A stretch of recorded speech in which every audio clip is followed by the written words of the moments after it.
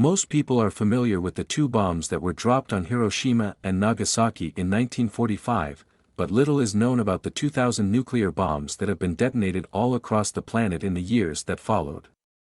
Not to destroy a specific military target, but just to measure their explosive power, these atmospheric and underwater tests were often carried out in the presence of so-called atomic veterans, soldiers stationed near the explosion to test. Estimates vary, but in the US alone, around 40,000 soldiers, mainly men, are believed to have watched a nuclear bomb explosion up close. The vast majority of the 20,000 British soldiers who were present when these top-secret tests were done were not told beforehand that they would be participating in nuclear tests. On returning home, the soldiers were on strict orders not to discuss the exercises with anyone, keeping the tests hidden from the general public. In the decades since, many of these veterans have suffered from cancer and other illnesses that can be linked to exposure to extreme radiation. The effects on a person from a nuclear blast will depend on the size of the bomb and the distance the person is from the explosion. However, a nuclear blast would likely cause great destruction, death, and injury, and have a wide area of impact.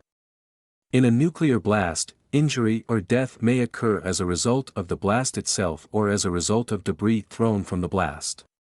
People may experience moderate to severe skin burns, depending on their distance from the blast site.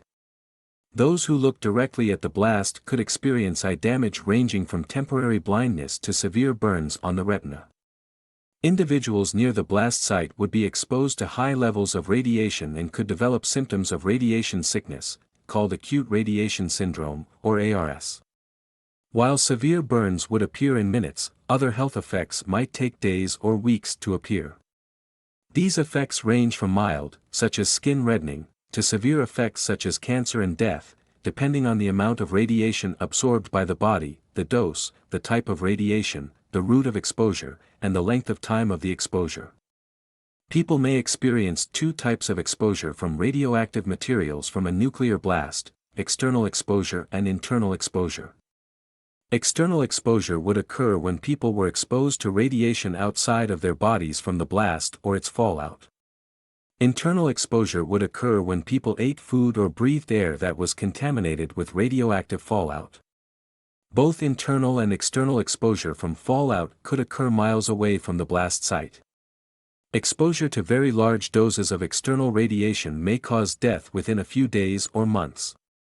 External exposure to lower doses of radiation and internal exposure from breathing or eating food contaminated with radioactive fallout may lead to an increased risk of developing cancer and other health effects.